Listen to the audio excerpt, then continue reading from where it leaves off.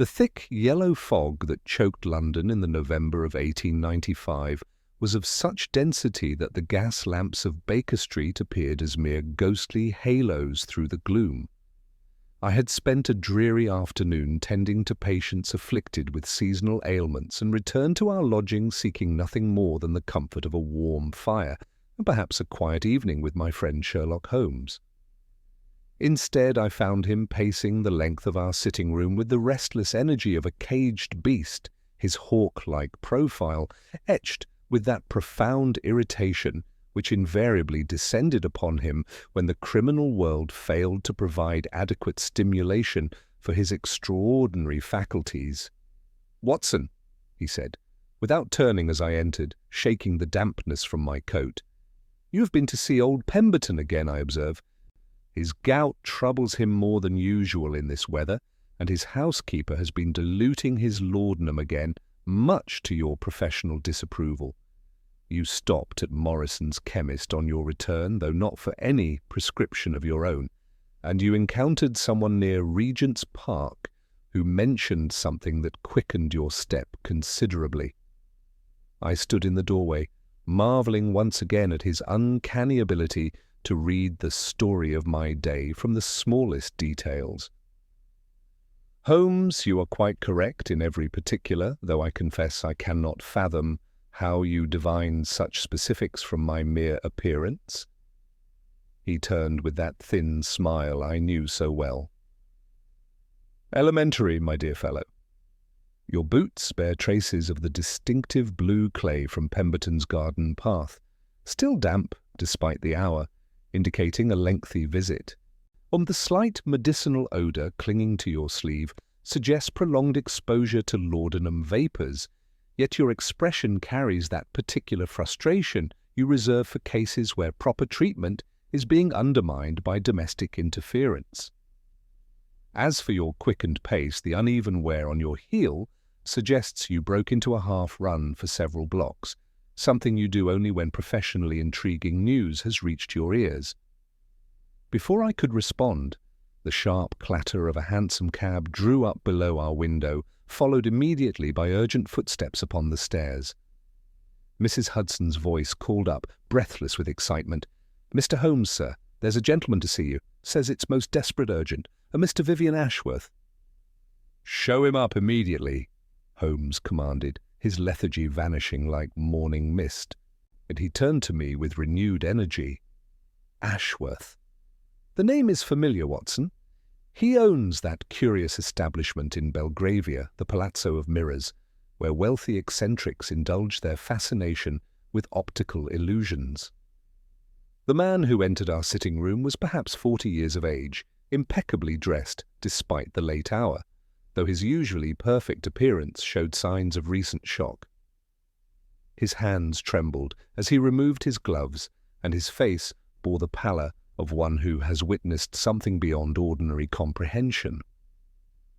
"Mr. Holmes," he began, his cultured voice tight with barely controlled emotion, "I apologize for this intrusion, but I find myself confronted with circumstances so extraordinary that Scotland Yard stands completely baffled. Inspector Lestrade himself suggested I consult you without delay.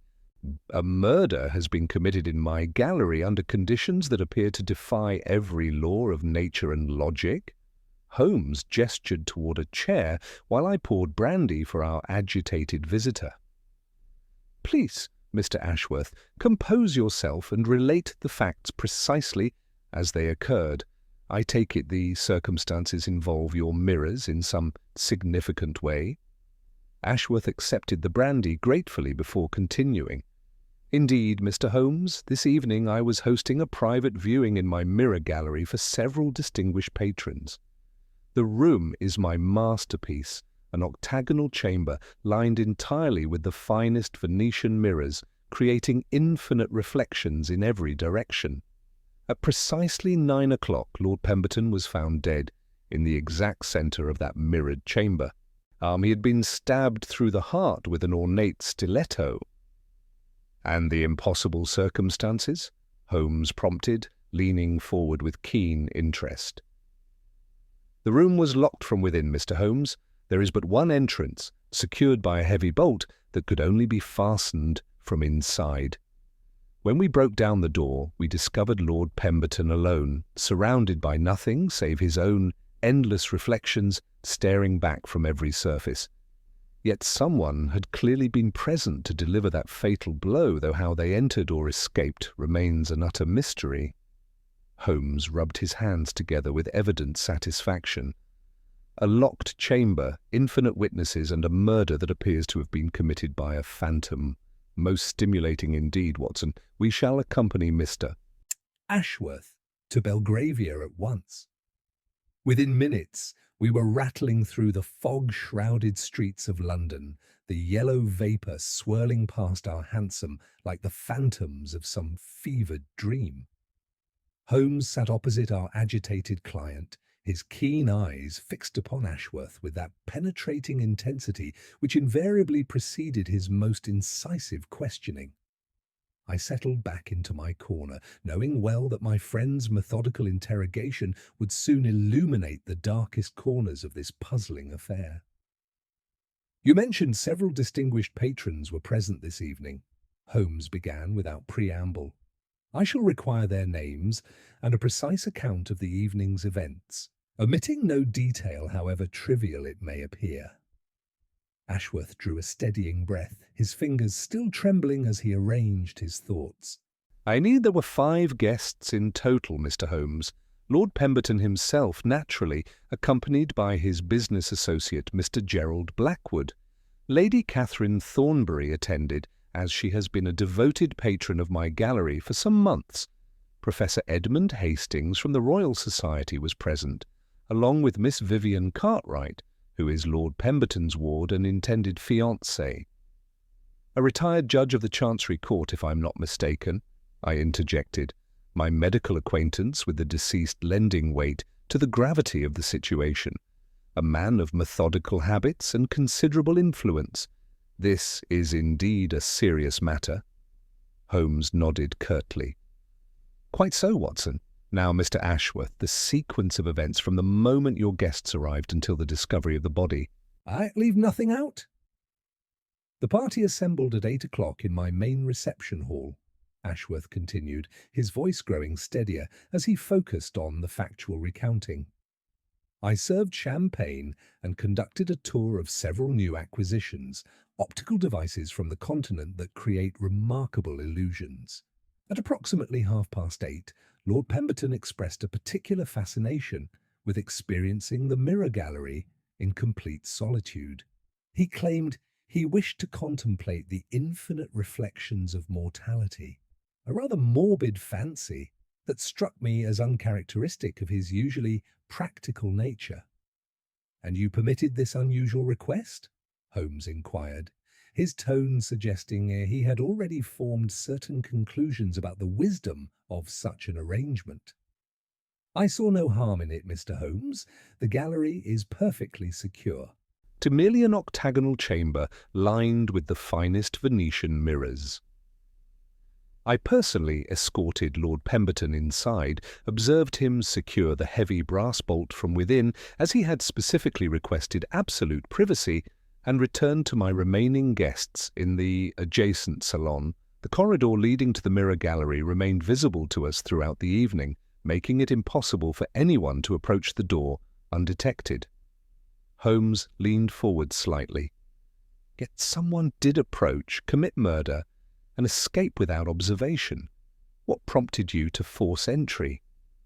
Lord Pemberton had requested 15 minutes of solitude.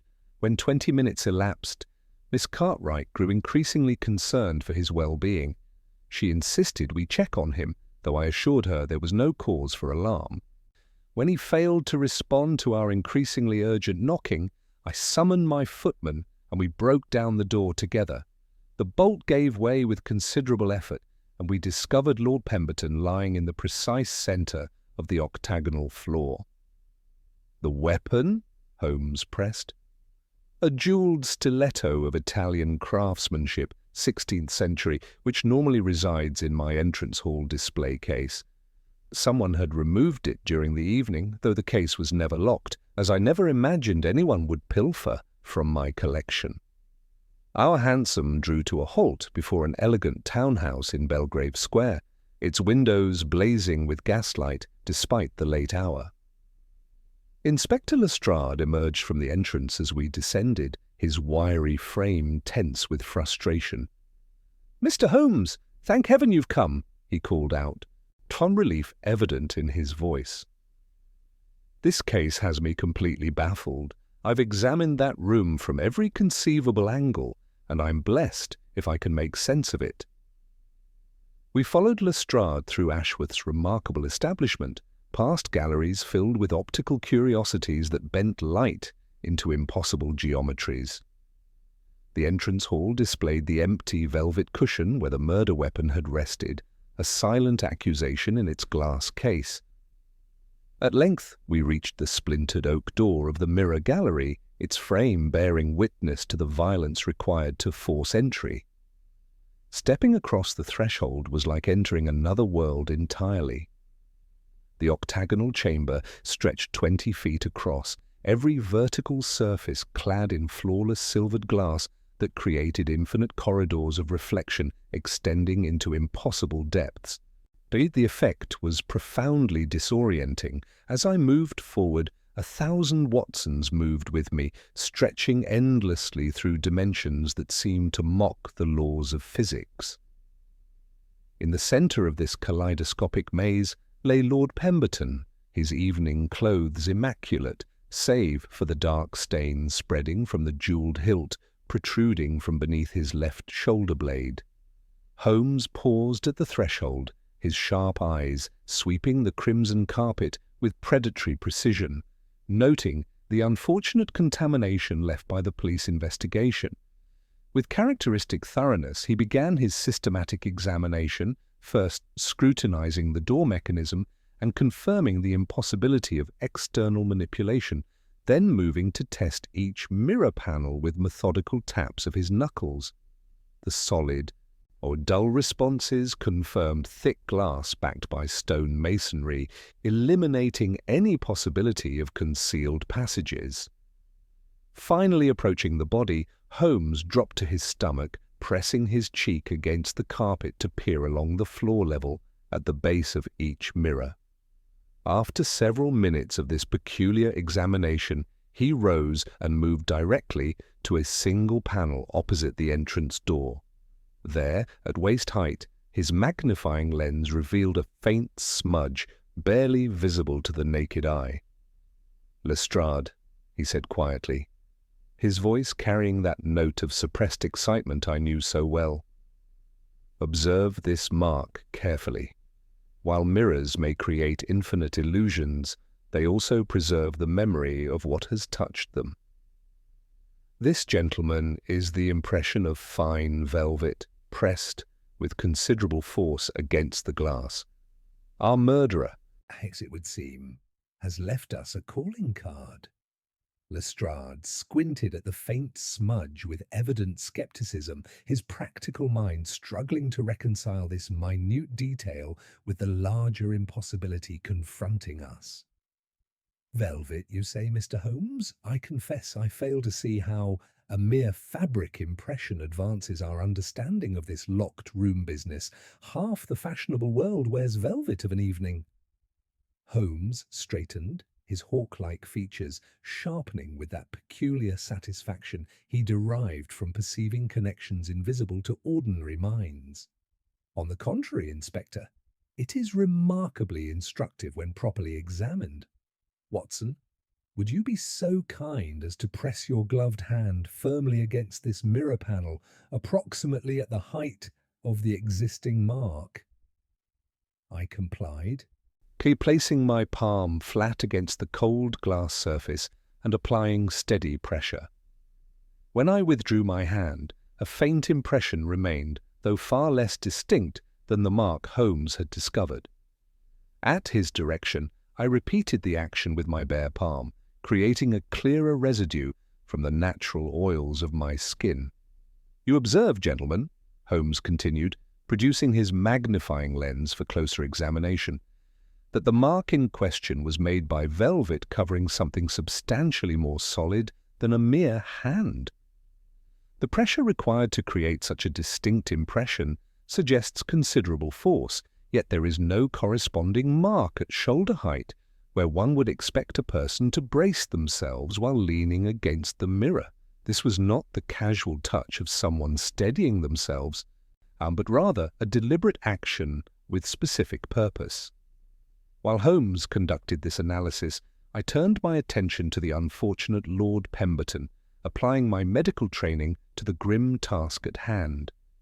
Kneeling beside the body, I conducted a thorough examination of the wound and surrounding evidence. The stiletto entered beneath the left shoulder blade at a downward trajectory, I reported. Death would have been nearly instantaneous as the blade pierced the heart. There are no defensive wounds upon his hands, no signs of struggle whatsoever. He was taken completely by surprise.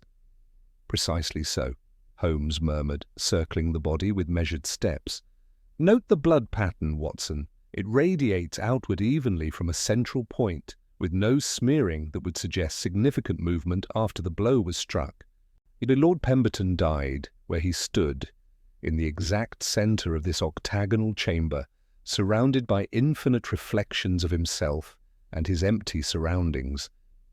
Yet someone approached close enough to deliver a fatal blow from behind without prompting any defensive reaction whatsoever.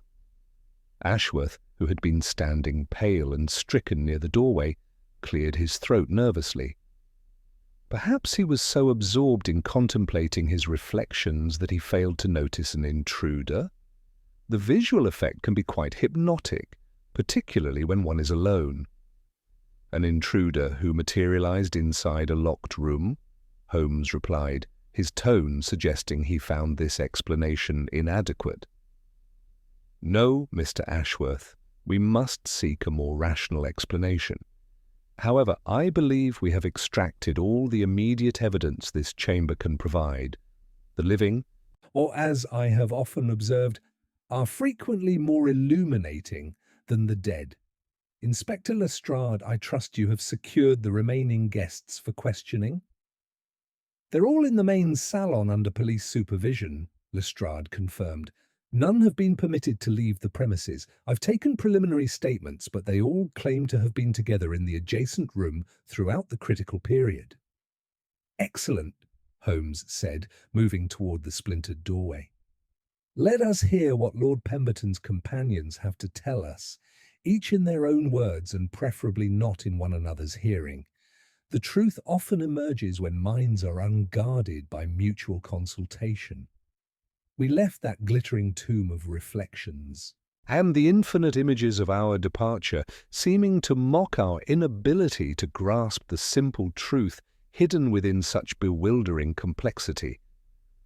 The corridor beyond felt oppressively narrow after the illusory infinity of the mirrors, and I found myself grateful to escape that disorienting chamber where reality and reflection merged in endless, accusatory repetition. The main salon was a spacious room furnished in the heavy, opulent style currently fashionable among London's wealthy collectors. Persian carpets covered polished oak floors, while gas fixtures cast warm light upon walls lined with curious optical devices and framed illustrations of geometric impossibilities. Yet the atmosphere within was anything but comfortable, charged as it was with the tension that invariably follows violent death. The 4 remaining guests rose as we entered, with their conversation dying instantly upon our appearance. Holmes swept the room with a single comprehensive glance, cataloguing details with that remarkable faculty for observation that never ceased to amaze me. Mr. Gerald Blackwood stood by the marble fireplace, a heavy-set gentleman with a flushed complexion and nervous hands that toyed incessantly with his gold watch chain. Professor Edmund Hastings occupied a wing-back chair, his slight frame dwarfed by the massive furniture, his wire-rimmed spectacles reflecting the firelight as he regarded us with intellectual curiosity rather than grief. The 2 ladies presented a study in contrasts. Miss Vivian Cartwright, young and evidently distressed, sat upon a velvet settee with her handkerchief pressed to red-rimmed eyes. Beside her, offering comfort with practised efficiency, was Lady Catherine Thornbury, whose striking features and commanding presence suggested a woman accustomed to taking charge in times of crisis. Her dark eyes flashed with something that might have been anger rather than sorrow. "Ladies and gentlemen," Holmes began, his voice carrying that quiet authority which invariably commanded attention, "I am Sherlock Holmes, consulting in this matter at Inspector Lestrade's request. I understand this is a distressing time, but your cooperation is essential if we are to understand the tragedy that has occurred this evening. Mr. Ashworth has provided me with your names, but I should like to hear from each of you personally regarding the events leading to Lord Pemberton's death." Mr. Blackwood was the first to respond, his voice carrying the bluster of a man accustomed to dominating business negotiations. "This is an outrage, sir. We have been held here for over an hour like common criminals. I demand to know when we may leave. Surely you don't suspect one of us? We were all in this very room when poor Pemberton met his fate." "You were all in this room continuously?" Holmes repeated with deceptive mildness, fixing Blackwood with a penetrating stare. "From the moment Lord Pemberton entered the gallery until his body was discovered?" The businessman's bluster deflated slightly under that unwavering gaze. "Well, practically speaking, yes. I may have stepped onto the terrace for a cigar, but only briefly. The fog was uncommonly thick tonight. I returned almost immediately." Holmes turned his attention to the nervous professor. "And you, Professor Hastings?" "You remained here throughout?" Hastings adjusted his spectacles with trembling fingers. "Indeed, Mr. Holmes, I was reading a monograph on optical phenomena that seemed particularly relevant to Mr. Ashworth's collection. I confess I paid little attention to the social conversation, as my work requires considerable concentration." "Most commendable dedication," Holmes observed dryly before addressing the ladies. "Miss Cartwright, Lady Thornbury, I understand you were both present during the entire interval?" Lady Thornbury spoke with cool dignity, her voice betraying no trace of the evening's shocking events. "We were indeed, Mr. Holmes, though we did step out briefly to fetch Miss Cartwright a glass of water from the dining-room sideboard. The poor child was quite overwrought about Lord Pemberton's melancholy mood. However, we remained together throughout, and our absence could not have exceeded 5 minutes." Holmes nodded thoughtfully, then approached Miss Cartwright with a gentleness that seemed to surprise her. "You were concerned for your guardian's state of mind, I understand. Did Lord Pemberton say anything before entering the gallery that might explain his unusual request for solitude?" The young woman looked up with eyes that spoke of recent tears and deeper troubles.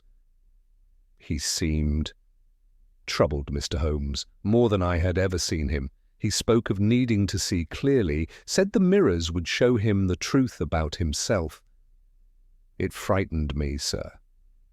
Not because I feared for his physical safety, but because he seemed afraid of something within his own soul." "A most illuminating observation," Holmes murmured, his keen eyes studying each face in turn. "And tell me, which of you had occasion to handle the stiletto that was used in this crime? Mr. Ashworth informs me it was displayed in the entrance hall, accessible to any visitor." An uncomfortable silence settled over the room, broken, finally, by Professor Hastings clearing his throat. "I examined it earlier in the evening, Mr. Holmes, a remarkable piece of Renaissance craftsmanship. I believe Mr. Blackwood and Lady Thornbury also expressed interest in the collection." "Indeed," Lady Thornbury confirmed. "Lord Pemberton and I discussed the historical significance of several pieces. He was quite knowledgeable about medieval weaponry." Holmes absorbed this information with apparent casualness, though I detected the sharpening of his attention that invariably preceded some crucial insight. "Most interesting. One, I believe that will suffice for the present. Inspector Lestrade, perhaps we might speak privately regarding the next phase of our investigation." As we stepped into the corridor, Holmes's demeanour underwent a subtle but significant transformation. The courteous consultant vanished, replaced by the relentless hunter I knew so well.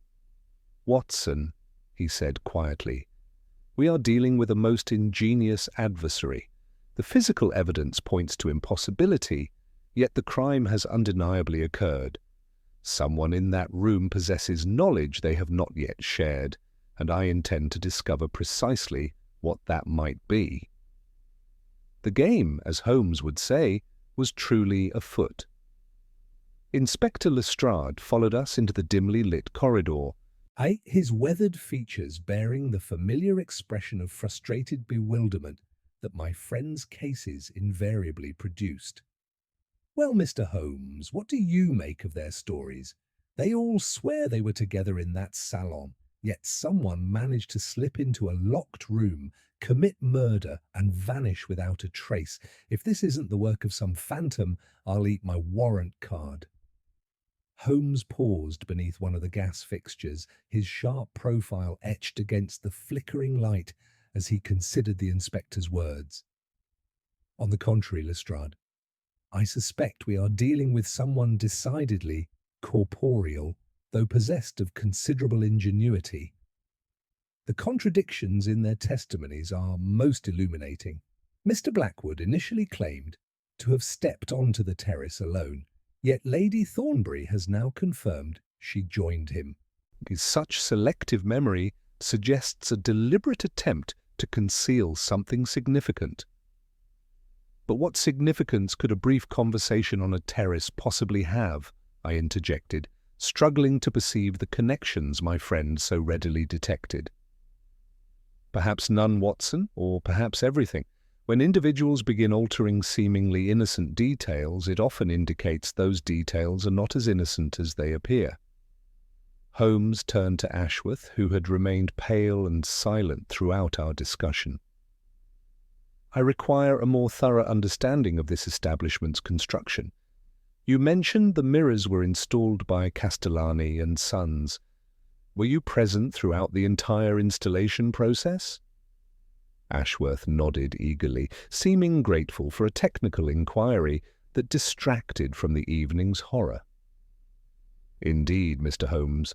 The work required 3 weeks to complete, as each mirror had to be precisely measured and mounted. The octagonal design presented particular challenges, requiring custom frames and specialized mounting hardware. I supervised every detail personally, as the expense was considerable." "And the lighting system?" Holmes pressed, his gaze moving to examine the gas fixtures overhead. "These appear to be of unusual design." "Quite so. I consulted with Professor Whitman of the Royal Society to achieve even illumination that would eliminate shadows and enhance the mirror effects. The fixtures are recessed into the ceiling and controlled by a master valve in the adjacent corridor. The system burns continuously during operating hours to maintain consistent atmospheric conditions." Holmes absorbed this information with characteristic intensity. I then requested permission to examine the entrance hall once more. As we retraced our steps through the establishment, I noticed him paying particular attention to the architectural details, running his fingers along the walls and testing the solidity of various panels. The display case that had housed the murder weapon stood open and accusing in the gaslight. Holmes examined it with renewed scrutiny, producing his magnifying lens to study not only the lock mechanism, but the surrounding woodwork and the positioning relative to the room's traffic patterns. "The lock shows no signs of forcing," he observed, "which confirms it was either opened with a key or left unlocked as claimed. However, the positioning of this case is most strategic, visible from multiple angles, yet accessible during the social confusion of a gathering." We returned to the salon where the guests awaited our return with varying degrees of patience and anxiety.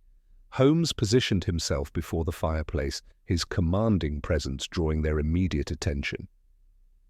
I must ask you to cast your memories back to the precise sequence of events, he began, his voice carrying that particular intensity that signalled his mind racing ahead of his words.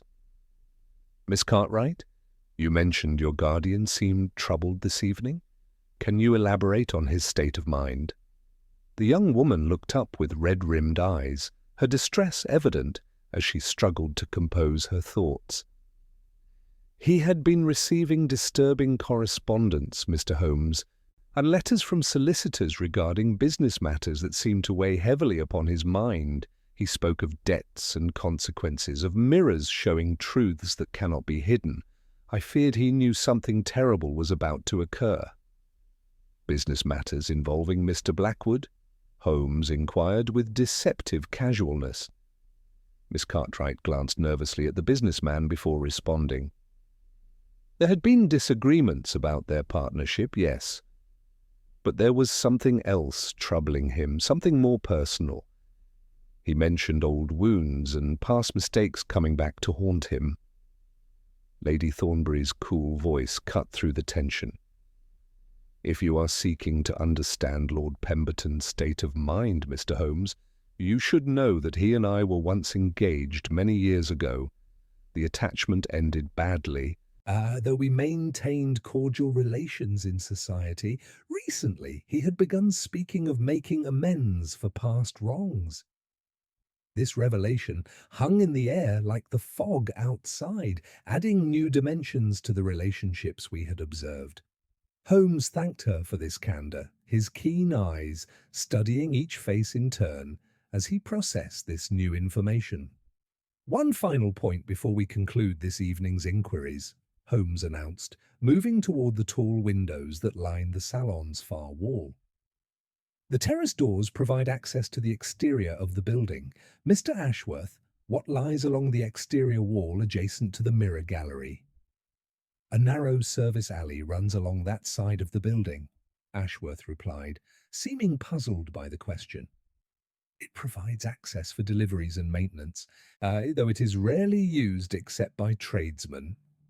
Holmes examined the French doors with characteristic thoroughness, testing the handles and inspecting the frame before drawing back the heavy curtains. The November fog pressed against the windows like a living entity, reducing visibility to mere feet. He stood there for a long moment, his profile sharp against the pallid glow, before turning back to face the assembled company. I believe we have gathered sufficient information for this evening, he announced with quiet authority.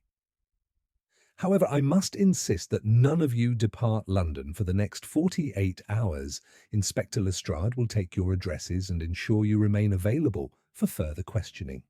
This case presents complexities that require considerable reflection. And I suspect tomorrow's daylight may illuminate details that tonight's fog has obscured. As we prepared to depart, Holmes paused at the threshold, his hawk-like gaze sweeping the room one final time. Ladies and gentlemen, I leave you with this observation. In a gallery of mirrors, truth and illusion become difficult to distinguish. Yet truth, like light itself, has a way of finding the smallest crack through which to shine. Tomorrow, I believe, we shall see this matter in an entirely different light. The fog swallowed us as we emerged onto Belgrave Square, but I could see my friend's mind working furiously behind those keen eyes, assembling pieces of a puzzle whose final shape remained tantalizingly beyond our grasp. The journey back to Baker Street through the November fog passed in contemplative silence. Newell Holmes hunched in his corner of the hansom with that familiar intensity that signalled his extraordinary mind working at full capacity. The yellow vapour swirled past our windows like the confused thoughts of ordinary mortals, while my friend pursued those elusive connections that would ultimately illuminate the darkest corners of this baffling case. Once settled in our familiar sitting room, with the fire crackling warmly against the chill and the gas lamps casting their steady glow, Holmes threw off his coat and assumed his characteristic position upon the hearth-rug. I poured brandy for us both, knowing from long experience that he would soon begin articulating the theories that had been forming during our silent journey. "Watson," he began abruptly, his hawk-like profile sharp against the firelight, "we are confronted with not one mystery but three distinct problems that appear hopelessly entangled. There is the physical impossibility of the crime itself, the psychological state of our victim, and the complex web of relationships binding our four suspects. Any one of these would present a respectable challenge. Together they form a knot of uncommon complexity." I settled into my chair with my notebook, eager to follow his reasoning. The locked room remains the central impossibility, surely. If we could but explain how the murderer gained entry and escaped, the identity of the culprit might become apparent. Holmes drew deeply on his pipe, the smoke curling upward in lazy spirals. "You approach the problem from the wrong direction, my dear fellow. Consider the physical evidence we observed. In a chamber lined entirely with mirrors, creating infinite reflections in every direction, how could anyone approach Lord Pemberton from behind without being visible in countless reflected images? He would have seen his attacker coming from multiple angles simultaneously, yet there were no defensive wounds, no signs of struggle." The implication struck me with sudden force. "Then you believe the solution lies not in hidden passages or secret mechanisms, but in understanding what actually occurred within that chamber?" "Precisely. The velvet impression on the mirror, positioned at waist height with no corresponding shoulder mark, suggests deliberate pressure rather than casual contact. The even blood pattern indicates Lord Pemberton died where he stood, without movement or struggle. These facts paint a picture of meticulous planning rather than impulsive violence." Holmes began his restless pacing, a sure sign that his mind was racing ahead of his words. "Now consider our victim's state of mind. You knew Lord Pemberton professionally, Watson. What was your impression of his character?" "Methodical, reserved, and fundamentally sound," I replied. "He possessed the judicial temperament, weighing every decision carefully. Yet tonight we heard of disturbing correspondence, talk of mirrors revealing hidden truths, old wrongs demanding acknowledgement. Such language suggests either genuine remorse or fear of exposure." "Exactly so. And when we examine our suspects, each is bound to the deceased by threads of money, memory, or expectation. Blackwood's business partnership, Lady Thornbury's broken engagement, Miss Cartwright's inheritance, even Professor Hastings's scholarly connection. Each had opportunity within the loose time frame they described, yet each also had reason to conceal their true movements." Holmes paused before the window, pulling back the curtain to gaze into the fog-shrouded street. "Tomorrow, Watson, we must pursue several lines of inquiry simultaneously. I intend to visit Somerset House to examine Lord Pemberton's recent financial dealings and any changes to his will. I also wish to consult with the contractors who installed those mirrors, as there are technical aspects of that chamber's construction that puzzle me considerably."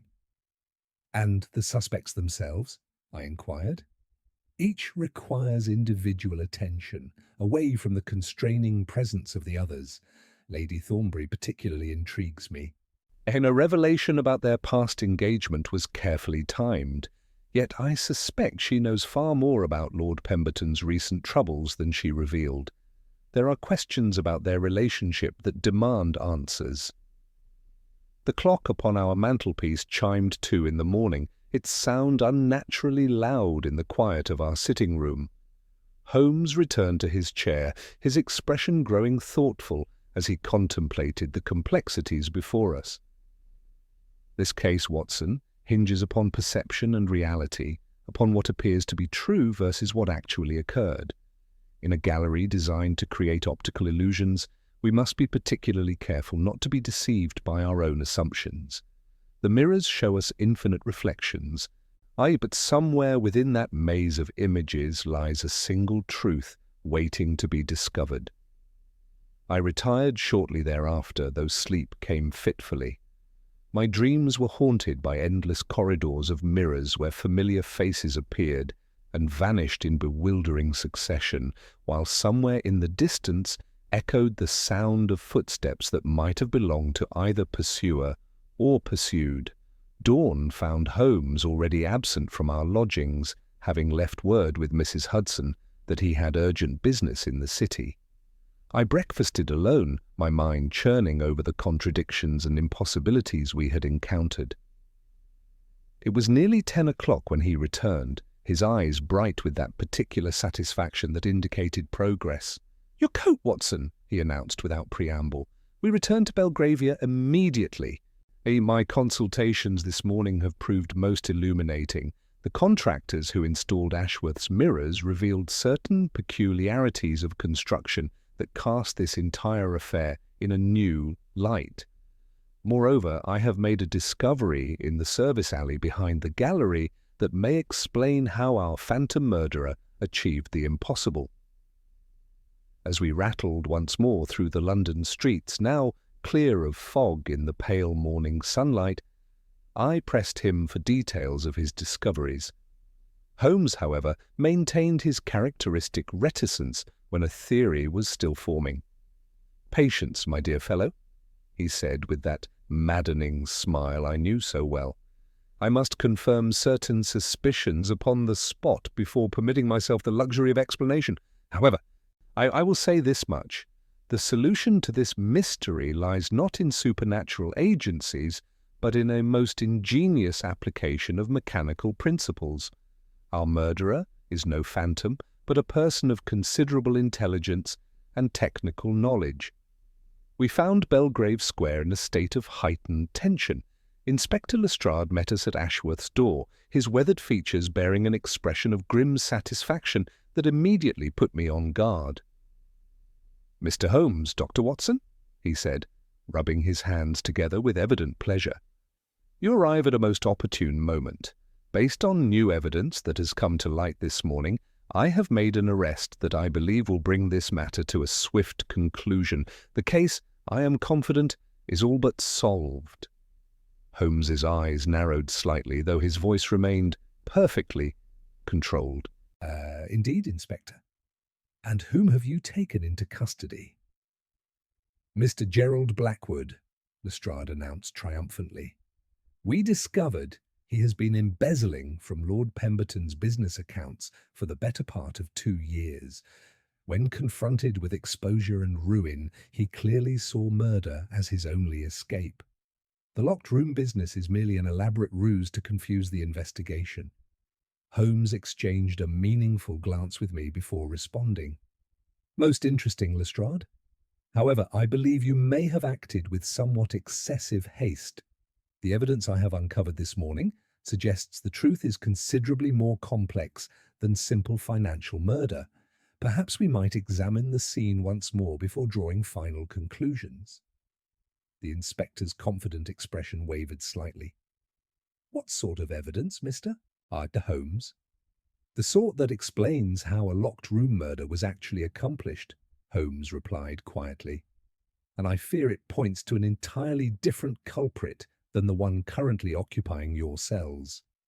Lestrade's confident expression faltered visibly as Holmes's quiet assertion registered its full implication. The inspector had staked his professional reputation on the Blackwood arrest, and the prospect of having apprehended the wrong man clearly unsettled him considerably. His weathered features shifted from triumph to that familiar expression of bewildered frustration I had witnessed so often in my friend's presence. "Another culprit, Mr. Holmes?" Lestrade managed, though his voice had lost its earlier conviction. "But the evidence against Blackwood is substantial. The man has confessed to embezzlement, faced immediate ruin, and had clear motive to silence his accuser. What more compelling case could you possibly require?" Holmes paused at the threshold of the establishment, his hawk-like profile sharp against the morning light filtering through the entrance hall windows. "Motive is indeed compelling, Inspector, but it remains merely the foundation upon which opportunity must build. Without demonstrating how our murderer accomplished the impossible feat of killing a man in a locked chamber, we have identified only a man with reason to wish the victim dead, not necessarily the hand that struck the fatal blow. We proceeded directly to the narrow service alley running along the building's exterior wall. The confined passage, pressed between Ashworth's establishment and the neighbouring property's boundary wall, bore the accumulated grime and debris of years. Holmes moved with characteristic purpose toward the section corresponding to the mirror gallery's location, his keen eyes scanning the brickwork with methodical precision. "Watson, observe these markings," he instructed, producing his magnifying lens to examine faint scratches in the mortar joints. These abrasions cut through decades of London soot, indicating recent activity. They form a regular pattern consistent with the application of metal tools or implements. Now, direct your attention upward. Following his gaze, I spotted a narrow ventilation grate set perhaps 12 feet above the alley floor. The opening appeared barely wide enough to admit a cat, much less a human being. "Surely no one could have gained entry through such a restricted aperture," I ventured. "Entry was never the intention," Holmes replied, his eyes gleaming with that intellectual satisfaction I knew preceded his most brilliant deductions. "However, this opening serves a crucial function in understanding the mechanics of our impossible crime. Come, let us return to the gallery itself. I have specific questions regarding the mirror installation that require immediate answers." We found Ashworth in his private office, the man's usual composure clearly shattered by the morning's developments. His hands trembled as he attempted to organize papers on his desk, and his face bore the pallor of one whose world had been fundamentally disrupted. "Mr. Holmes," he began before we could speak, "this nightmare threatens to destroy everything I have built. First, the murder, now Mr. Blackwood's arrest under my roof. The whispers have already begun about cursed mirrors and supernatural vengeance." "Compose yourself, Mr. Ashworth," Holmes said with uncharacteristic gentleness. "Truth, once revealed, dispels such superstitious nonsense more effectively than any denial. I require specific technical information about your mirror gallery installation. The panels were manufactured by Castellani and Sons, utilizing their proprietary mounting system?" Ashworth nodded eagerly, seeming grateful for concrete questions. "Indeed, their revolutionary floating suspension design. Each mirror is mounted within an independent frame that allows micro-adjustments to ensure perfect reflection alignment across the octagonal angles. The precision required was extraordinary." Holmes leaned forward with renewed intensity. "These independent frames, are they fixed directly to the structural masonry, or do they permit some degree of movement within their mountings?" "There is necessarily some tolerance for thermal expansion and settling," Ashworth explained, growing more animated as he discussed his technical expertise. "Each frame is suspended within a mounting bracket that allows perhaps an inch of adjustment in any direction. Behind each panel lies a narrow cavity for air circulation, connected to the ventilation system to prevent moisture damage to the silvering." "Excellent," Holmes murmured, his satisfaction evident. "And the installation was supervised throughout by Castellani personnel?" "Absolutely. The work required 3 weeks of meticulous effort. I was present for every day of the installation to ensure my specifications were met precisely." Holmes exchanged a meaningful glance with me before rising from his chair. "Mr. Ashworth, I believe a visit to the Castellani workshop is urgently required. There are aspects of this installation that demand immediate clarification." Within the hour, we found ourselves in the industrial district south of the Thames, where the firm of Castellani and Sons maintained their workshop among the warehouses and manufactories lining the grimy streets. The elder Castellani, a distinguished Italian gentleman whose bearing spoke of generations of skilled craftsmanship, received us in his cluttered office with evident curiosity and growing concern. Holmes dispensed with pleasantries entirely. "Mr. Castellani, you installed the mirror panels in Mr. at Ashworth's gallery 6 months past. I require complete honesty regarding any modifications to the standard installation that may have been commissioned by parties other than your primary client." The craftsman's weathered features betrayed immediate discomfort. He exchanged glances with his son, who had joined us in the cramped office, before responding with obvious reluctance. "Senior Holmes, discretion is fundamental to our business. Sometimes clients request special features that are not for general knowledge. Murder has been committed utilizing modifications you installed," Holmes stated with quiet authority. "Whatever promises of confidentiality you made are now void. Speak plainly, or Inspector Lestrade will pursue this matter through official channels that will prove considerably less pleasant for all concerned." The threat of formal police involvement achieved the desired effect. "It was Lady Thornbury," Castellani admitted, his accent thickening with distress.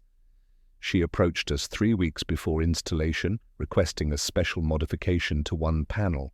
She provided detailed technical drawings, very professional specifications, showing how a single mirror should be mounted on a central pivot mechanism." "A rotating panel?" I exclaimed, the implications immediately apparent. "Precisely so, Dottore. The lady paid handsomely for this addition and insisted on absolute secrecy. She claimed it was a romantic surprise for Mr. Ashworth, a hidden passage for lovers' meetings. We are Italian. We understand such sentiments. How could we know it would serve such terrible purpose?" Lestrade leaned forward aggressively. "You installed this mechanism without informing your primary client? That's fraud, plain and simple." The younger Castellani stepped forward defensively. "The work was of the highest quality, perfectly safe and functional. The lady's specifications were professionally drafted, clearly the work of someone with considerable technical knowledge." Holmes's eyes sharpened with interest. "She provided the drawings herself? I should very much like to examine those plans." Castellani produced a rolled set of architectural drawings from a filing cabinet, spreading them across his cluttered desk. The precision of the technical specifications was immediately apparent, each measurement and mechanism detailed with professional expertise that spoke of considerable engineering knowledge. These drawings demonstrate intimate familiarity with both mirror installation techniques and structural engineering principles, Holmes observed, studying the careful notations. "Watson, do you recall Lady Thornbury mentioning any technical education during our interviews?" I searched my memory of the previous evening's conversations. "She spoke only of social connections and her past engagement to Lord Pemberton. Nothing suggested expertise in mechanical engineering." "Yet someone with such expertise clearly assisted her," Holmes mused, rolling the drawings carefully. "Mr. Castellani, when Lady Thornbury commissioned this work, was she accompanied by anyone?" The craftsman's eyes widened with sudden recollection. There was indeed a gentleman with her, a scholarly type with wire spectacles, who examined our precision tools with great interest. He said little, but I noticed he understood our technical discussions immediately. "Professor Hastings," I breathed, the pieces beginning to align. Holmes's expression grew grim as he secured the drawings. "A conspiracy then, rather than individual action. Lady Thornbury providing access and motivation, Professor Hastings contributing technical expertise. Yet questions remain regarding the actual execution and ultimate responsibility for Lord Pemberton's death." We returned to Belgrave Square with our evidence, Holmes's mind clearly working at furious pace to assemble the remaining elements of this complex puzzle. The morning's discoveries had transformed our understanding entirely, are revealing layers of premeditation and deception that spoke of cold calculation rather than passionate impulse. "The mechanism is now clear," Holmes explained as our hansom rattled through the London streets. "One mirror panel, modified to rotate on a central axis, provides access from the service corridor, while the main entrance remains locked from within." The velvet impression I discovered was created by someone bracing against the glass while manipulating this hidden door. Yet the question of who actually wielded the stiletto remains to be answered. The game, as my friend would say, had taken on dimensions of complexity that promised a resolution both shocking and inevitable.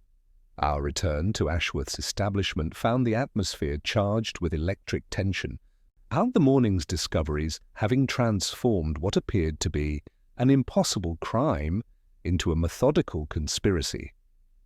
Holmes moved with that purposeful energy I recognized as the prelude to his most dramatic revelations, while Inspector Lestrade followed with the grudging respect of a man whose certainties had been thoroughly shaken.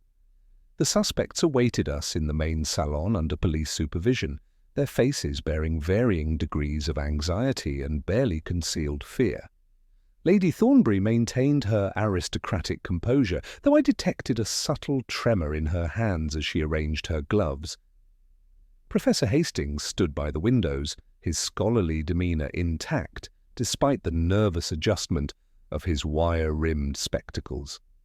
Miss Cartwright sat pale and silent upon the velvet settee, her youthful features drawn with exhaustion and dawning comprehension of the terrible truths surrounding her guardian's death. Holmes wasted no time with pleasantries, producing the rolled architectural drawings with theatrical precision. "Ladies and gentlemen, I have spent this morning pursuing certain technical inquiries that have proven most illuminating. The mechanism by which Lord Pemberton's murderer gained access to a locked chamber is no longer a mystery." He unrolled the specifications across a side table, the precise technical drawings immediately drawing Professor Hastings's involuntary attention. These plans detail a most ingenious modification to the mirror gallery installation. One panel was constructed to rotate upon a central pivot, creating a hidden entrance from the service corridor, while the main door remained securely bolted from within. The modification was commissioned by Lady Thornbury with technical assistance from Professor Hastings. Lady Thornbury's composure flickered, a brief tightening around her eyes betraying sudden apprehension. "This is preposterous," she declared, though her voice lacked its usual conviction. "Why would I commission such an elaborate mechanism?" "Let us proceed to the gallery itself," Holmes announced, "where a practical demonstration will illuminate matters considerably." Within the octagonal mirror gallery, surrounded by infinite reflections that seemed to mock our attempts at deduction, Holmes directed our attention to the specific panel bearing the faint velvet impression. At his instruction, Ashworth applied pressure to the upper left and lower right corners of the frame simultaneously.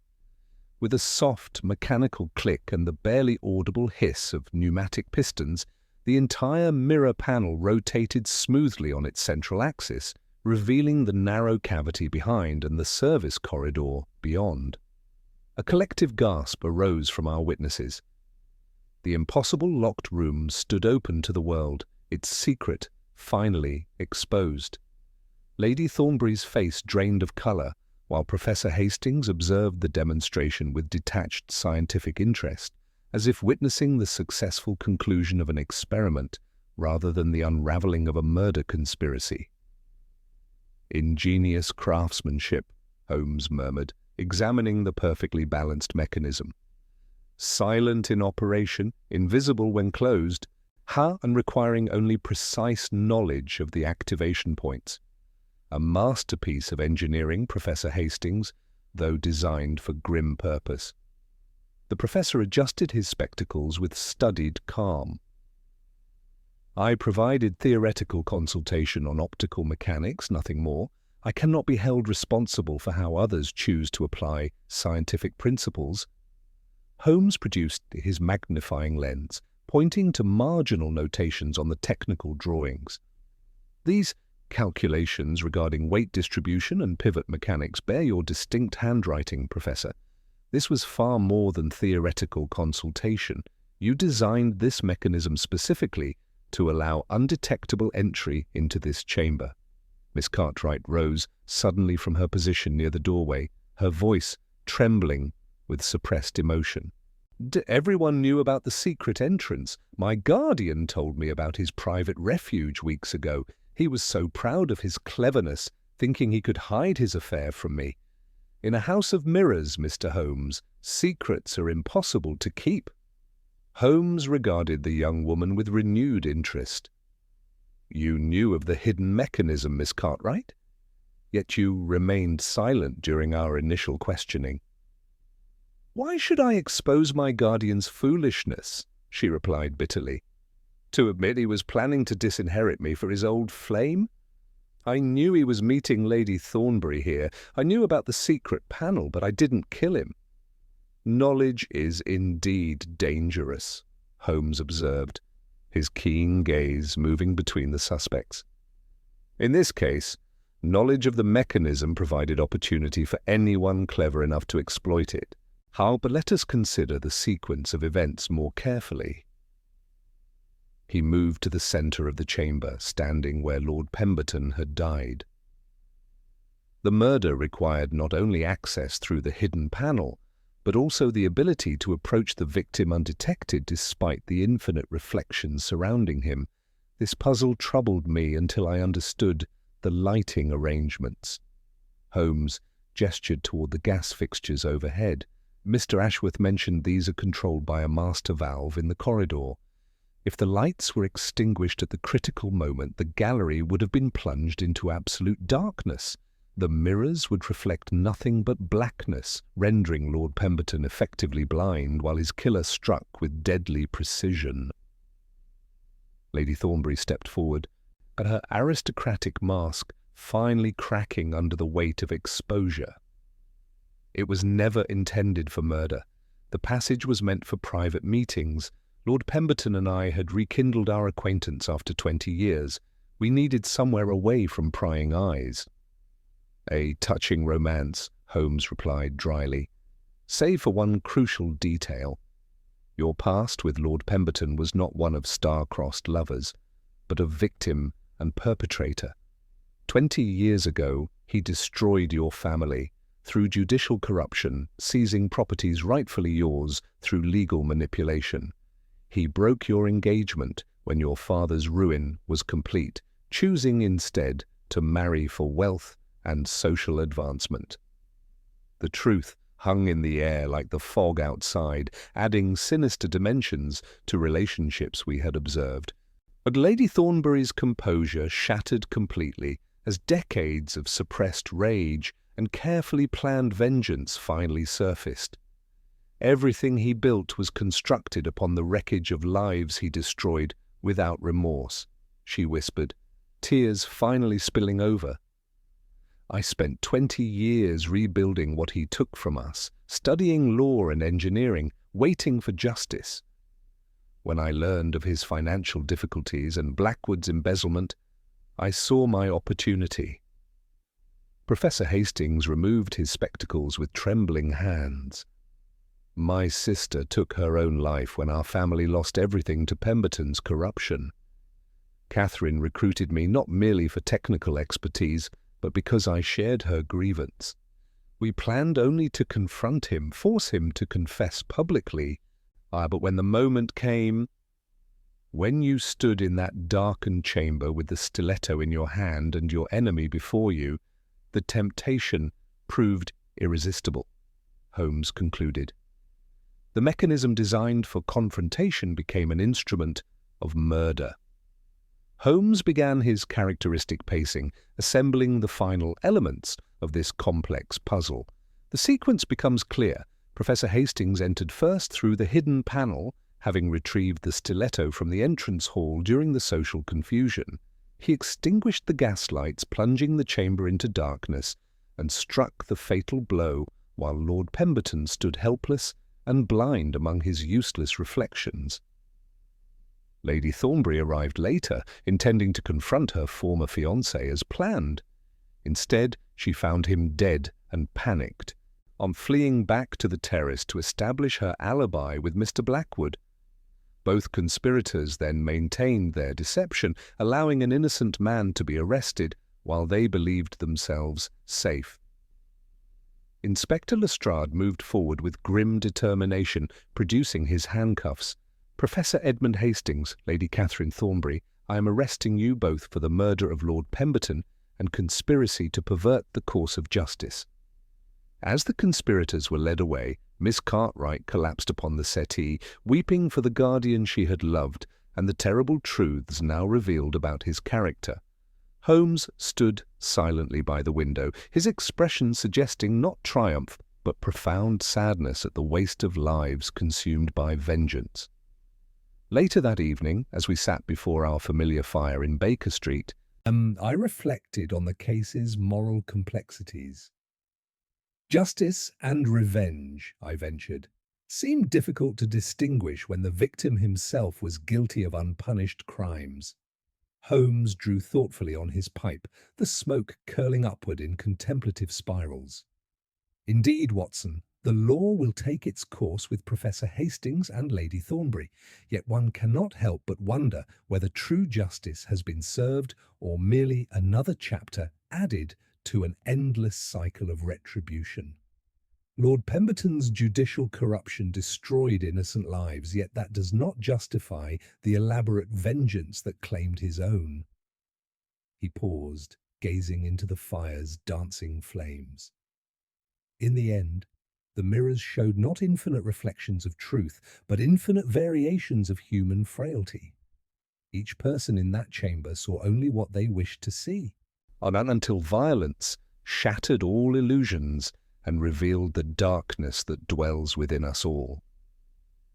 The case of the Mirror Gallery murder was closed, but its lessons about the corrupting nature of both power and vengeance would linger long in memory, a reminder that in the pursuit of justice, one must be careful not to become the very evil one seeks to defeat.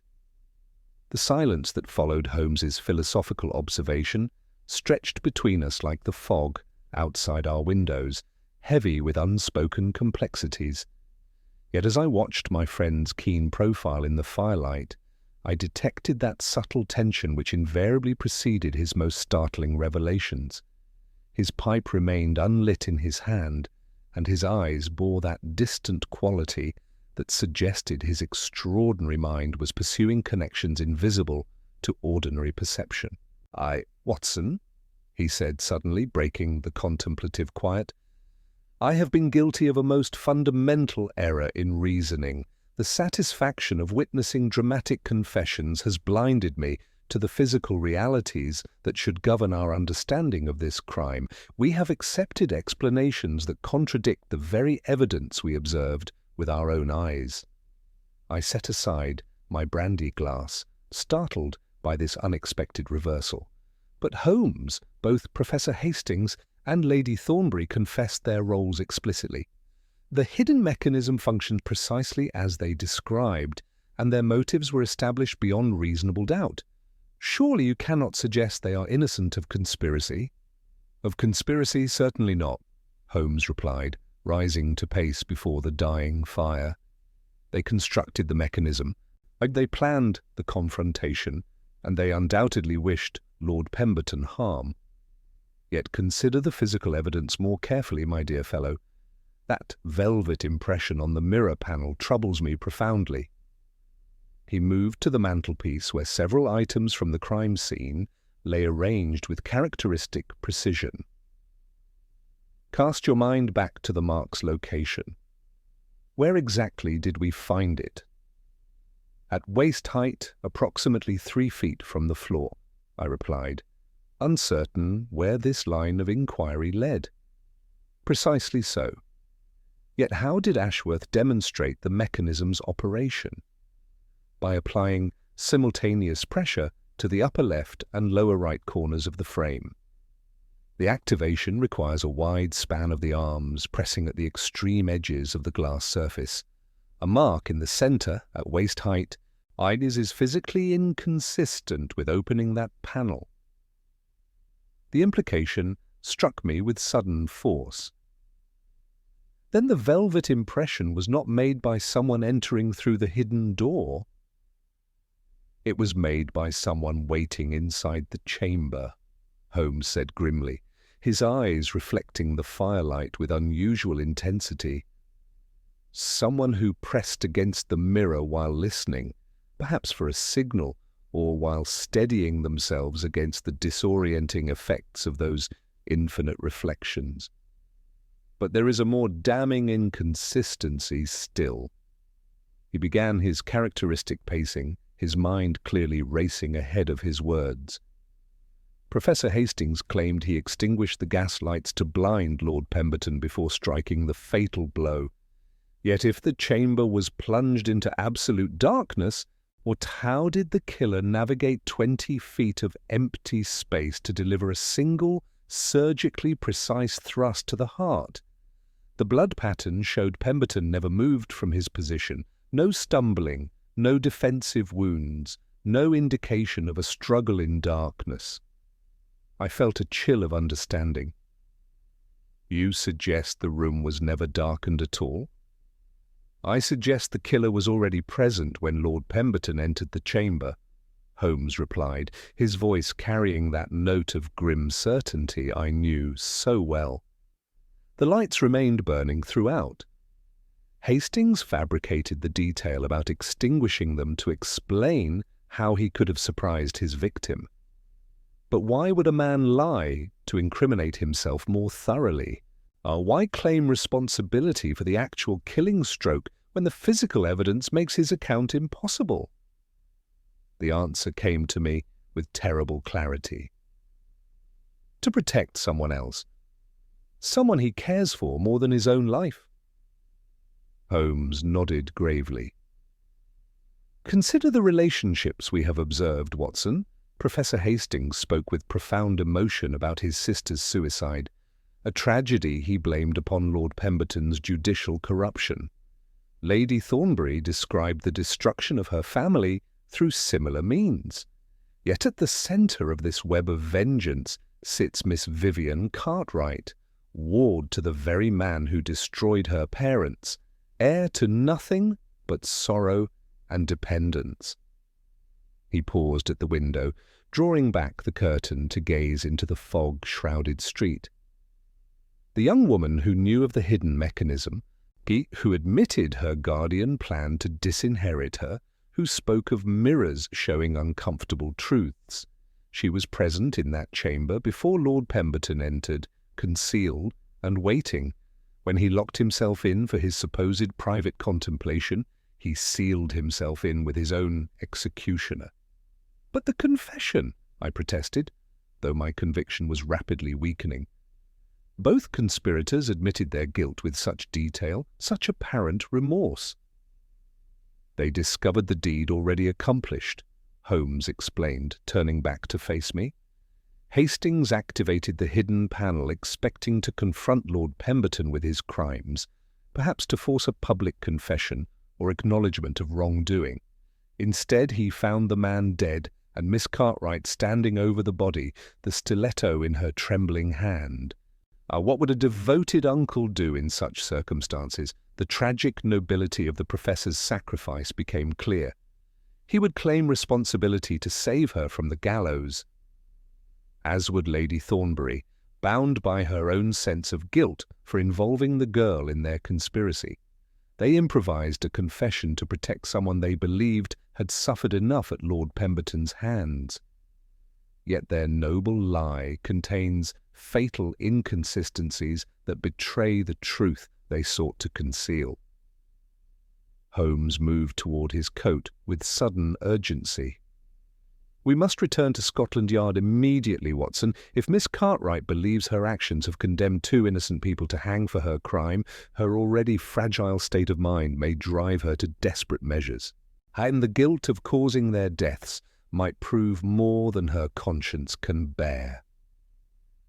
As we prepared to venture once more into the fog-shrouded London night, I reflected on the terrible irony of the situation. In their attempt to shield a young woman from the consequences of justified vengeance, the conspirators had created circumstances that might destroy her more completely than any legal punishment. The mirrors of the gallery had indeed revealed truth, but it was a truth more complex and tragic than any of us had initially comprehended. The case that had seemed resolved now raced toward a conclusion that promised to be darker than any courtroom verdict, reminding us once again that in the pursuit of justice, the price of truth is often higher than anyone wishes to pay. Till our hansom clattered through the fog-shrouded streets with desperate urgency, Holmes's characteristic composure replaced by an anxiety I had rarely witnessed in our long association. The yellow vapour swirled past our windows like accusatory spirits, while my friend sat rigid in his corner, his hawk-like features etched with that rare expression of self-reproach that appeared only when his deductions had led to unforeseen human consequences. "I should have perceived the truth immediately," Holmes muttered, his voice tight with suppressed emotion. The girl's intimate knowledge of the mechanism, her bitter remarks about mirrors revealing uncomfortable truths, her presence throughout the evening, yet her curious absence from our collective memory. Every detail pointed to her active participation, and yet I allowed myself to be distracted by the more dramatic conspiracy of her elders. We arrived at Scotland Yard to find Inspector Lestrade in his cramped office, poring over depositions under harsh gaslight. He looked up with mingled exasperation and weary resignation as we entered without ceremony. "Holmes, I might have known you wouldn't let this matter rest. If you've come to tell me those confessions are worthless, I may as well retire tonight and spare myself further humiliation." Holmes closed the door with quiet authority. "On the contrary, Lestrade, the confessions are quite genuine in their intent, though they confess to the wrong crime. Professor Hastings and Lady Thornbury are guilty of conspiracy and perjury, but they are not guilty of striking the fatal blow, and they have sacrificed themselves to shield the true murderer through misguided nobility." Lestrade's weathered features shifted from irritation to alarm. "And who committed the actual murder?" "Miss Vivian Cartwright," Holmes replied quietly, the name hanging in the austere office like a death sentence. The inspector stared at him in disbelief. "The ward? But she's been under informal supervision in the women's wing since we took her statement. She's shown no signs of guilt, only grief for her guardian." Holmes's eyes hardened with grim certainty. "Emotion is no proof of innocence, Inspector. Grief and guilt often wear identical masks. Where is she now?" "In the secure wing. She requested writing materials an hour ago, said she wanted to prepare a statement for you." Lestrade paused, sudden understanding dawning across his features. "Do you think she means to confess?" "I fear she means to do considerably more than that," Holmes replied, already moving toward the door. "Take us to her immediately. If my deductions are correct, we may already be too late to prevent a second tragedy." We followed Lestrade through the echoing corridors to the women's wing, where a stolid matron admitted us to a small, bare chamber. Miss Cartwright sat at the rough table beneath the barred window, a sheet of paper before her, pen motionless in her trembling fingers. The single gas sconce cast harsh shadows across her pale features, emphasizing the hollows beneath her eyes and the tight line of her mouth. At our entrance, she started violently, clutching the paper as though to conceal it, then let her hand fall in exhausted resignation. "You are very prompt, mister." "Holmes," she said, in a voice barely above a whisper. "I had not yet finished, but perhaps it is better this way. I wanted at least one person to understand why it happened." Holmes approached with uncharacteristic gentleness, his usual analytical detachment tempered by genuine compassion. You were writing a confession, Miss Cartwright. But before you commit those words to paper, perhaps you might speak them aloud. Professor Hastings and Lady Thornbury have already taken your guilt upon themselves. Their noble sacrifice deserves the truth, does it not? Her composure shattered at the mention of their names. They must not hang for what I did, she cried, rising so abruptly that her chair scraped against the stone floor. They did everything to help me, to give me justice, and I have destroyed them through my weakness. Uncle Edmund has already lost one sister to Lord Pemberton's cruelty. I cannot let him lose a niece as well. Holmes drew the unfinished confession from beneath her unresisting fingers, scanning the few lines written in her neat but tremulous hand. "Begin at the moment you entered the mirror gallery," he instructed with quiet authority. "Omit nothing, and do not attempt to soften the truth for our sensibilities or your own conscience. Only complete honesty can help any of you now." She sank back into her chair, staring at her clasped hands as though the terrible story lay written there in lines of guilt and sorrow. When she spoke, her words came haltingly at first, then with increasing clarity, as the act of confession seemed to compel her to confront the scene afresh. "I knew about the hidden panel," she began, and her voice gaining strength through the telling. "I had discovered Aunt Catherine's drawings weeks before, had listened at doorways when they thought me asleep.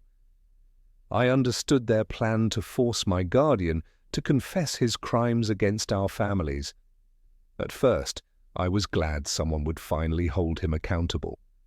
Then I learned of his plans to disinherit me, to cast me aside once he had reconciled with Lady Thornbury. I heard him laughing about it with Mr. Blackwood, speaking of me as an inconvenient burden he was eager to shed." She drew a shuddering breath before continuing. "I came to the gallery early, before the others arrived. I slipped through the service alley and activated the panel, just as I had seen it demonstrated. I hid in that octagonal chamber for nearly an hour, watching myself in those endless mirrors, seeing 1,000 versions of my own rage and desperation reflected back at me." "And when Lord Pemberton entered?" Holmes prompted softly. "He locked the door and stood in the centre, exactly as he did in his courtroom, hands folded behind his back, examining his own reflection with judicial detachment. I stepped out from behind the mirrors, and he turned to see me holding the still." Miss Cartwright's voice faltered as she reached the critical moment, her hands trembling so violently that she clasped them together to still their shaking.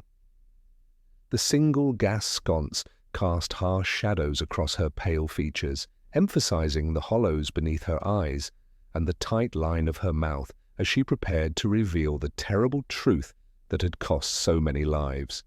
"He turned to see me holding the stiletto," she continued, and her voice barely audible in the austere chamber. "I had taken it from the entrance hall display case while the guests were admiring Mr. Ashworth's optical devices. It was absurdly easy. No one notices the girl who stands quietly in the corner, invisible in her grief and rage." She drew a shuddering breath before continuing, her eyes fixed not on us but on some ghastly vision only she could see. "He did not seem surprised to find me there, almost amused. He said, 'So, little Vivian, have you come to play at justice with your aunt and your scholarly uncle?' He called their plan childish melodrama, said no accusation could touch him, that the law remembers friends and forgets victims. He had said the same words when he ruined my parents 20 years ago. I remembered every syllable or every contemptuous inflection." Holmes leaned forward with that peculiar intensity he reserved for moments when truth hung in the balance. "And what transpired then?" "I demanded he acknowledge his crimes, that he show some remorse for my mother, for Uncle Edmund's sister, for all the lives he had destroyed through judicial corruption." He laughed, that cold, judicial laugh I had heard in nightmares for years. He said the world was full of losers who called their failure injustice, that I was weak like my parents, destined to spend my life dependent on his charity because I lacked the courage for independence. Her voice grew stronger through the telling, as though the act of confession compelled her to confront the scene afresh. And then he did something that broke whatever restraint remained within me.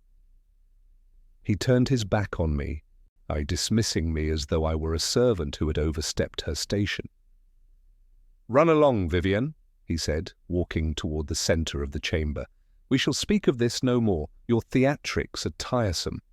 He began examining his own reflection in those mirrors with the same cold detachment he had shown on the bench, hands folded behind his back like a judge pronouncing sentence. The tragic scene unfolded before us with terrible clarity as she continued. Something in me shattered at that dismissal. I rushed at him, not to kill, I tell myself still, but to force him to listen, to acknowledge what he had done. He heard my footsteps and began to turn, but I was already upon him. We struggled for the weapon, no more than a few seconds. In the mirrors I saw 1,000 versions of our struggle.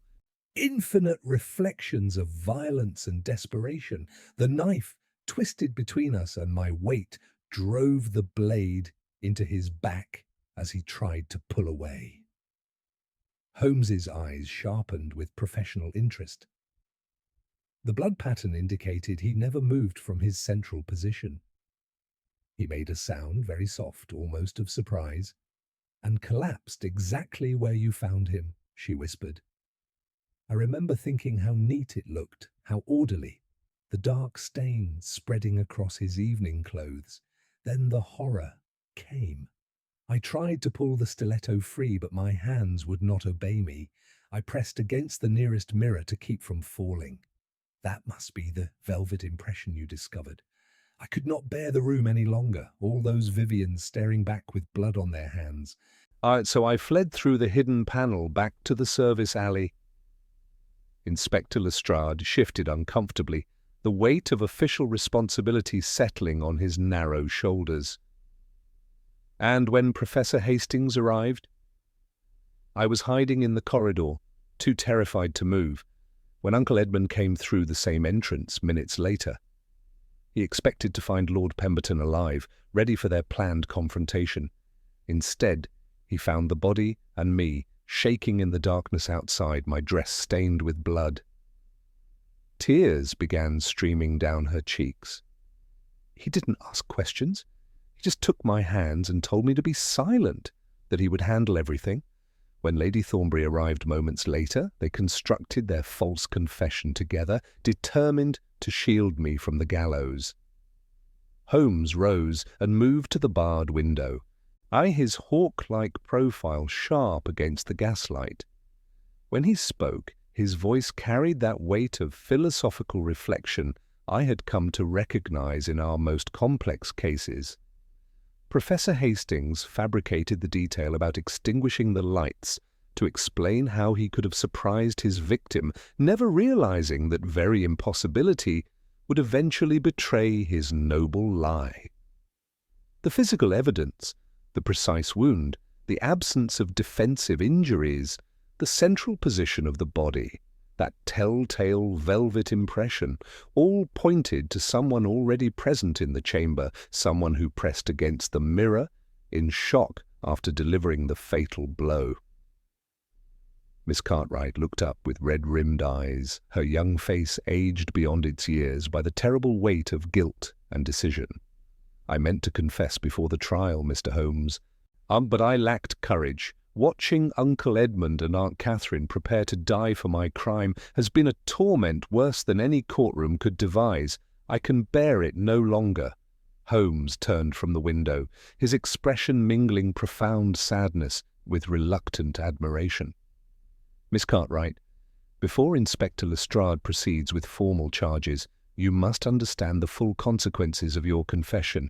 If you maintain this statement, Professor Hastings and Lady Thornbury will face charges of conspiracy and perjury, crimes carrying substantial prison sentences. Your uncle, already advanced in years, may not survive such incarceration, yet if you remain silent, two innocent people will hang, while you live with the knowledge that their sacrifice accomplished nothing beyond multiplying the tragedy." The young woman sat in contemplative silence, her trembling hands gradually growing still as some inner resolution took hold. Finally, she spoke with a clarity that surprised us all. "I will confess formally and completely, Mr. Holmes.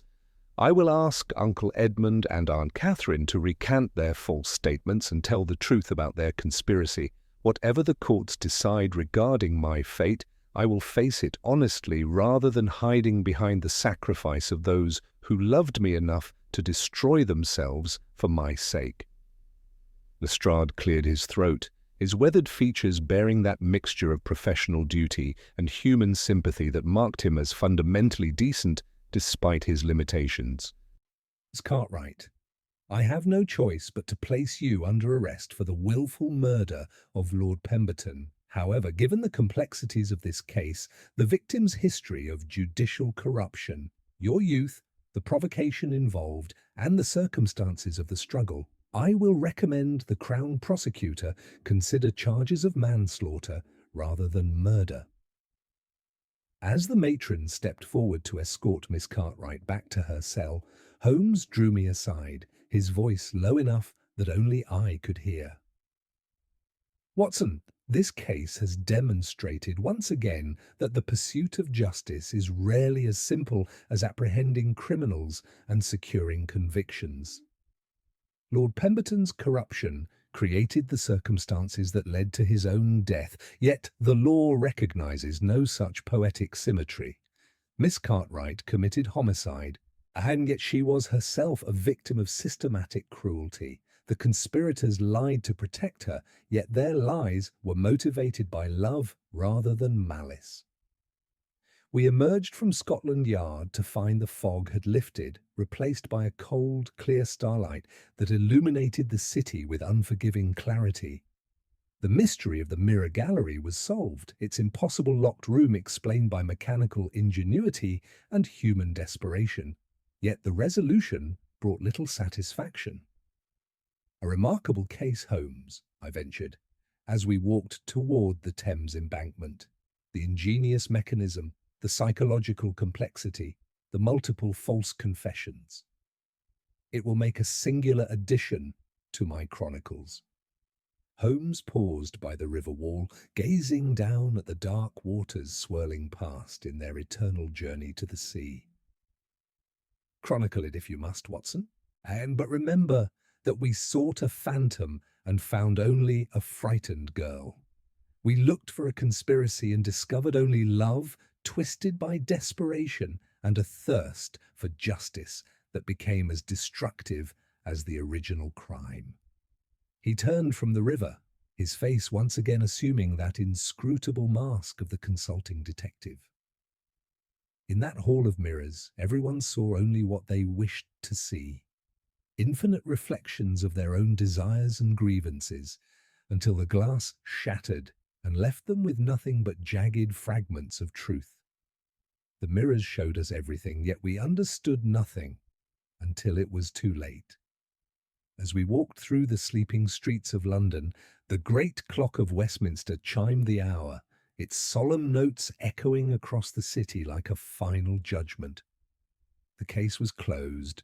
Aye, but the image of that mirrored chamber and its infinite reflections of human tragedy would remain with me long after the legal proceedings concluded. We had aligned the facts with the truth, as Holmes would say, yet the question of whether justice had truly been served remained as elusive as the fog that had shrouded our investigation from its very beginning. In the end, perhaps that ambiguity was the most human element of all our cases, and for that reason, the most haunting. The streets of London stretched before us, empty and silent under the stars, holding 1,000 other secrets waiting to be discovered. But for tonight, the truth, complex, tragic, and all too human, was burden enough to bear. Now generate the final section of the story, ensuring a satisfying resolution. maintain the logical progression of clues and character arcs, to delivering the final reveal smoothly while keeping the ending impactful and true to the detective's style. The weeks that followed Miss Cartwright's confession were consumed by those legal formalities which, while necessary to the machinery of justice, offer little of interest to the student of criminal detection. Yet in this particular case, the aftermath proved so integral to understanding the full moral pattern that I feel compelled to record it, if only to complete the strange picture of justice groping its way through a maze of reflections. Holmes and I attended the proceedings at the Old Bailey with professional interest rather than morbid curiosity. The Crown, after considerable deliberation and pressure from those quarters, which had long harboured doubts about Lord Pemberton's judicial conduct, I elected to charge Miss Cartwright with manslaughter under grave provocation rather than wilful murder. The documentary evidence my friend had unearthed regarding the deceased judge's systematic corruption proved instrumental in shaping this merciful course. Professor Hastings and Lady Thornbury faced separate trials for conspiracy to pervert the course of justice and perjury. Their noble but misguided attempt to assume guilt that was not theirs impressed neither magistrate nor prosecuting counsel, though the presiding judge displayed a degree of understanding that Lord Pemberton himself would never have permitted to intrude upon his own judicial pronouncements.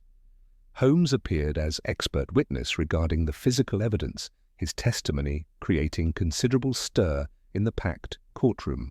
And when pressed by the prosecution to explain his certainty that Professor Hastings had fabricated the detail about extinguishing the gas lights, my friend's response demonstrated once again the inexorable logic that marked his greatest deductions.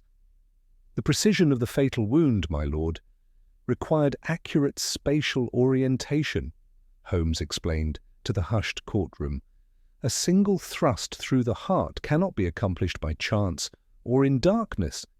Had the chamber been plunged into total blackness, as claimed, both victim and attacker would have experienced momentary disorientation. Lord Pemberton would have shifted his stance, raised his hands in instinctual defence. Yet the blood pattern was perfectly symmetrical, indicating he stood absolutely motionless until collapse. Such static precision is incompatible with struggle in darkness. The killer needed to see the target clearly, and the victim needed to be frozen by a sight that rendered him helpless. He went on to explain the significance of the velvet impression, that silent witness which had first set us upon the path to truth. Had this mark been made by someone operating the hidden mechanism, he continued, the pressure would have been applied to the frame's edges to activate the pivot. A smear in the panel's center at waist height spoke of different physical action entirely. It was the mark of someone leaning heavily against the glass for support, someone whose strength was failing under the shock of a terrible deed. Not the signature of an assassin entering a room, but of a terrified girl trapped within one. The sentences, when they came, It reflected a rare balance of severity and mercy that spoke well of British justice. Miss Cartwright received 5 years' imprisonment with possibility of early release for exemplary conduct. Professor Hastings and Lady Thornbury each received 2 years, the judge acknowledging their misguided loyalty while condemning their interference with legal proceedings. One curious result of the trials was the complete destruction of Lord Pemberton's posthumous reputation. Cases over which he had presided were re-examined, judgments questioned, and in several instances overturned. The name that had once commanded fearful respect became synonymous with judicial corruption, a byword for the abuse of legal authority. Ashworth's establishment did not escape unscathed. Despite his complete innocence, the Palazzo of Mirrors could not free itself from association with so notorious a crime. Superstitious rumours of ghostly reflections and lingering bloodstains circulated among the credulous. Within 6 months, faced with diminishing patronage and unceasing whispers, Ashworth closed the mirror gallery permanently. The rotating panel was dismantled under Holmes's personal supervision, that masterpiece of mechanical ingenuity rendered permanently inoperative. It was on a grey December afternoon, some months after the conclusion of legal proceedings, that I found Holmes in our Baker Street rooms arranging small hand mirrors upon the table in complex geometrical patterns. The fire crackled warmly against the winter chill while he experimented with various angles until the entire surface presented an intricate lattice of reflected images. You perceive, Watson," he said as I entered, "how easily the eye may be deceived when presented with multiple, conflicting perspectives. Shift this glass by a single degree and what appeared continuous fractures into divergent paths. Yet the original object remains unchanged. It is our perception that alters." "You are thinking of the mirror gallery case," I observed, taking my accustomed chair. "Among other things," he admitted, sweeping the mirrors into a leather pouch with an impatient gesture. It offered a vivid example of how circumstances like these mirrors may present infinite variations of the same underlying truth. Each participant saw only one angle: Lady Thornbury, her ruined youth; Hastings, his dead sister; Miss Cartwright, her threatened future; Pemberton, his unassailable authority. And none could perceive the whole. "Yet surely our investigation served justice," I ventured. The truth was revealed. The guilty faced consequences proportionate to their crimes. Holmes moved to the window, gazing into the fog-shrouded street with that expression of philosophical melancholy I had come to recognize. "We aligned the facts with the truth, my dear fellow, but that truth revealed a world in which the law had first failed, then overreached, then tried belatedly to correct itself through the suffering of those it should have protected. Lord Pemberton's corruption created the very circumstances that led to his destruction, yet the law recognizes no such poetic symmetry." He returned to his chair, reaching for his violin with those long, sensitive fingers that could trace the most delicate evidence. The irony of the case lay in the nature of the trap Pemberton constructed for himself. He built a room of infinite mirrors to indulge his vanity, to isolate himself in a world where he was the only reality. Yet it was this very isolation that allowed his destruction. He looked into the glass expecting to see his own grandeur, and instead saw the embodiment of his buried past come to exact a terrible price. The familiar strains of a melancholy air filled our sitting room as Holmes began to play, the notes floating through the comfortable space like ghosts of all the lives touched by this tragedy. I learned later that Miss Cartwright had become a model prisoner, using her incarceration to pursue the legal education that Lord Pemberton's guardianship had denied her. Professor Hastings taught mathematics to younger inmates, while Lady Thornbury devoted herself to prison reform. Each in their way was transforming their punishment into purpose. As the music faded and Holmes lowered his instrument, he observed quietly that the case was closed, relegated to our archives of solved mysteries. Yet the lesson of the mirrors remained. We all walk through galleries of our own making, he mused, surrounded by reflections we mistake for truth. It is only when the glass shatters that we see the world as it truly is, sharp and dangerous and devoid of comfortable illusions. Outside our windows, the great city of London settled into winter evening, hiding its myriad secrets in the gathering darkness. Tomorrow would bring new mysteries to our door, fresh puzzles to challenge my friend's extraordinary faculties. But for tonight, the game was over. And then the mirrors at last were empty of their terrible reflections, leaving only the eternal questions about justice, vengeance, and the price we pay for both.